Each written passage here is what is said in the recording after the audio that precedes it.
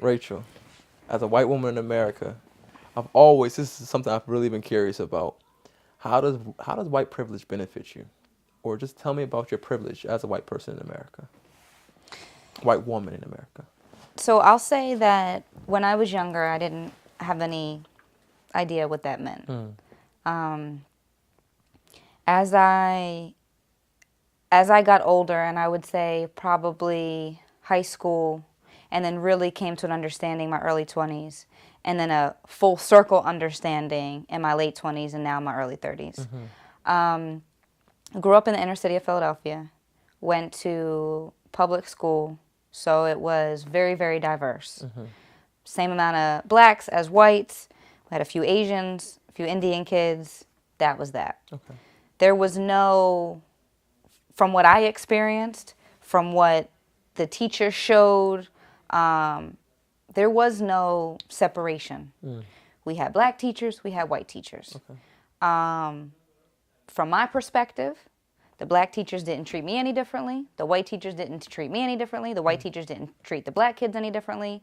And my black friends didn't feel they didn't feel otherwise. They felt that it was all the same.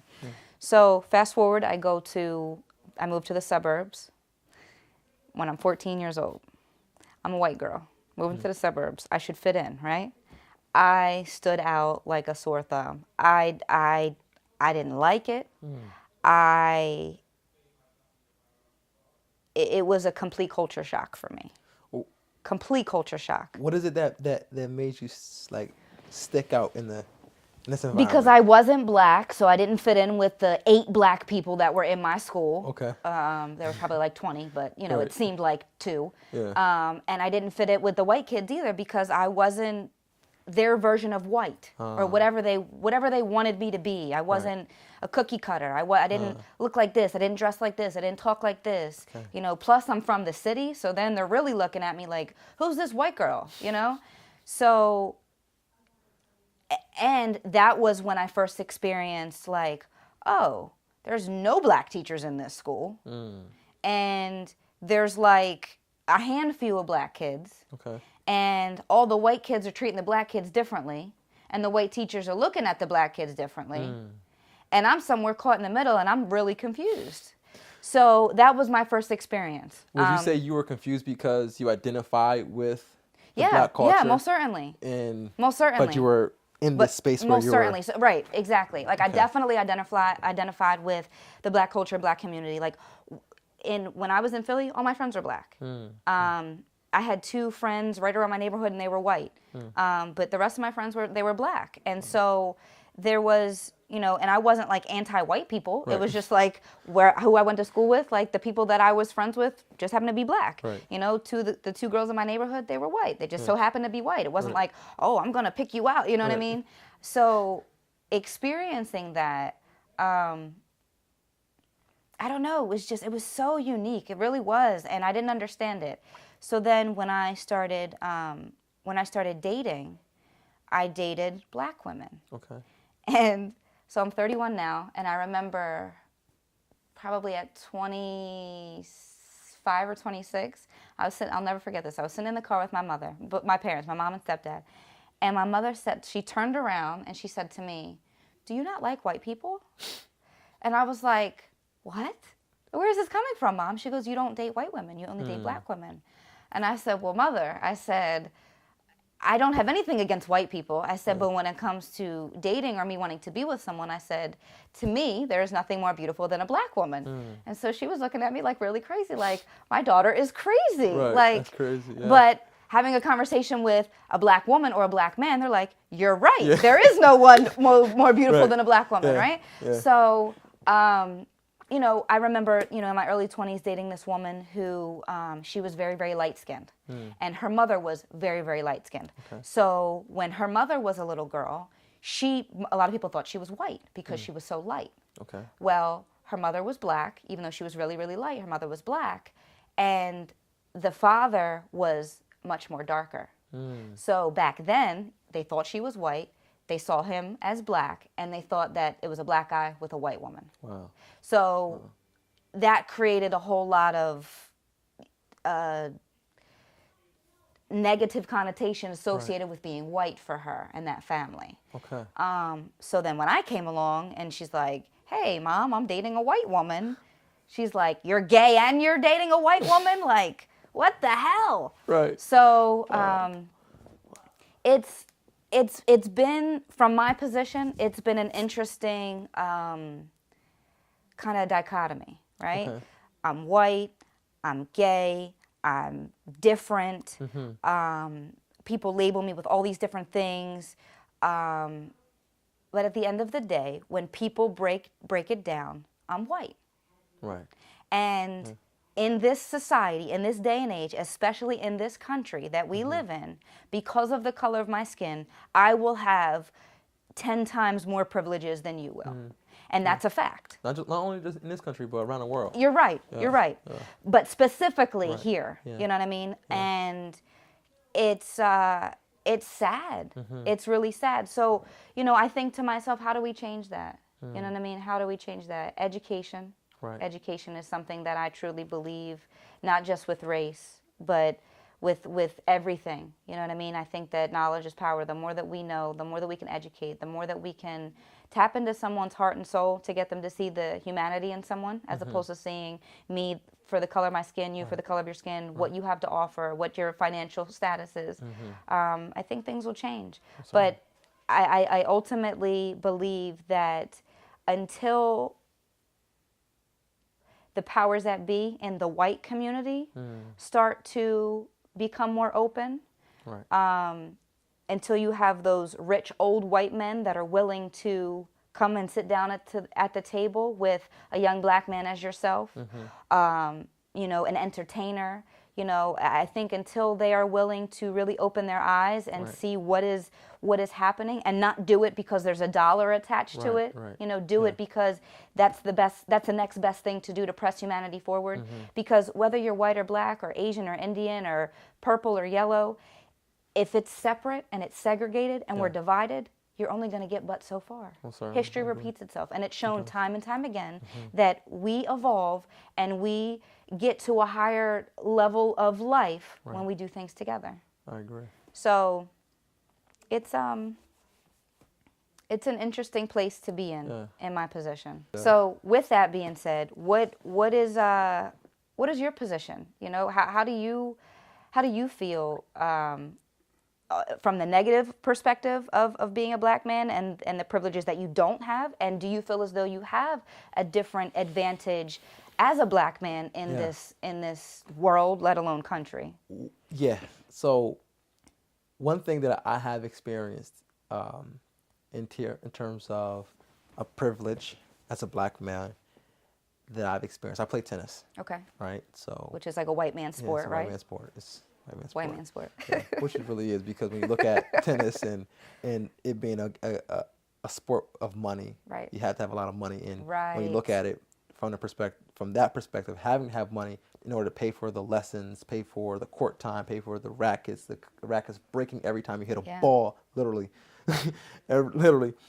Though that it becomes a sport that you can only do based on wealth. Right. And when you look at the dynamic of wealth within our country, you're not going to find many black people who are wealthy or really have it. Right. Right. Especially in my case, we didn't have it. Okay. But somehow we made it happen. Right. It's crazy. I don't know how we did it. I'm grateful to my parents because they really invested in me greatly. But it was in sports that I found my privilege. Because I was a black man and I'm more athletic, perceived to be more athletic because I'm black, it was automatically equated that because I'm black, I'm athletic and I can do these things because I'm black.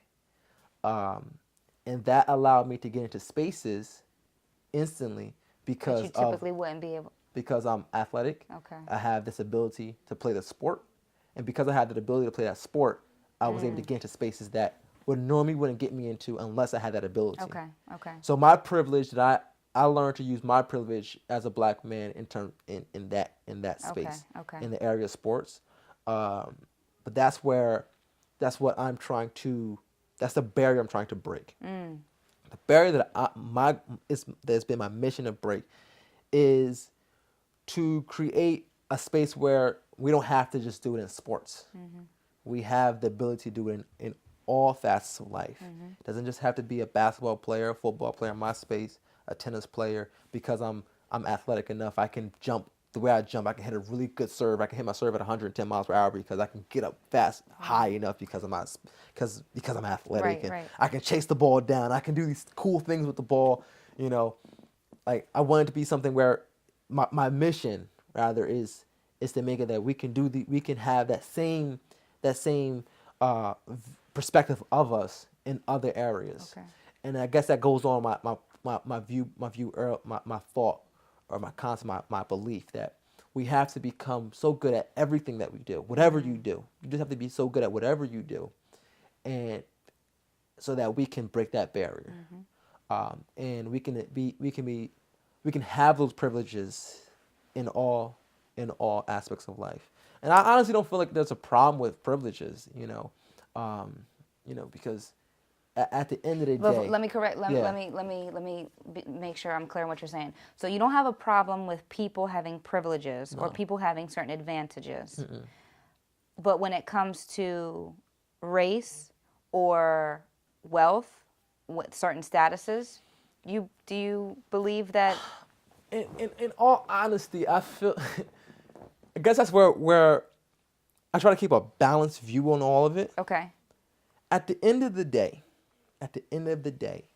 if we're in a continent that's controlled by black people, I like to think about, when I look at privilege in today's times, I look at the privilege that took place 500 years ago, 600 years ago in West Africa, across the African continent, when there's a white man coming across the continent, when there's nothing but wealth and riches all over and knowledge, and he's coming through that place trying to get that information. I can only imagine in certain spaces where he wasn't welcomed. Of course. Right? So when I look at it from that perspective, I say, all right, human beings, we go through this back and forth. Right? And everyone deserves their time. But at the end of the day, I think based on our experiences and what our perceptions, of course I want the privilege to be in my court, because I want to be able to benefit. Right? So when I look at that, I don't get mad at white people anymore for having these privileges, because I understand that you want to just be able to enjoy life to the best way you can possibly, benefit, enjoy your life, right? Because that's what you want to do. And at the end of the day, I want to do the same exact thing. So in order for me to do that, I have to create ways to do it. Now, unfortunately, throughout time, right, when they created these systems that allowed them to have the best life that they could have, they also created systems that didn't allow for other people to flourish. Okay, so that's where I was getting at. And that's where the problem lies. Correct. And as you said earlier, you mentioned the wealthy old white people, white men, not white people, white men who are benefiting from this. And of course they want to keep that there because they want their kids to continue to flourish. They want their kids to continue to benefit. But don't you feel like those just speaking about that population, the older white men that are in that position, don't you feel like if you want to maintain something so bad and you're so scared to let it go, don't you think that's just rooted in fear? It is rooted in fear, and this is I guess this is where it comes in my idea of culture, or my problem with culture. We continue to do things because we saw the people before us do it without even knowing why we're doing it. So we continuously practicing things that have no benefit to the time that we're actually in, and that's practiced by older people who have gone through certain experiences that pass it on, and they try to force it onto it because this is how they survived. They survived this way, right? So in a way, I feel like it just has to be a greater effort, as we're seeing taking place for the most part, a greater effort between with everybody trying to bring on a narrative that just within the time that we're in, you don't need to have you don't have to have this environment where I don't thrive because you want to thrive. Right. Like, I'm Right. not your competition, right? In order to push human race forward, we have to, work together in it all. But, I understand it. I get it, because if I was born at that time, I probably have some of the same, Right. views. And in a way, up until within the last 3 years, I've had some of those views Things as a change. black male, Right. because I'm like, I didn't like the fact that I didn't have opportunity. Right. I didn't like the fact that I wouldn't get hired, right? I couldn't get hired because my name was Adil Ismail, and people saw my name, Adil Ismail. Nope. Nope, like he sounds like a terrorist, and Yep. he says he's black. Like, Right. nah, I don't want to even have to even deal with that.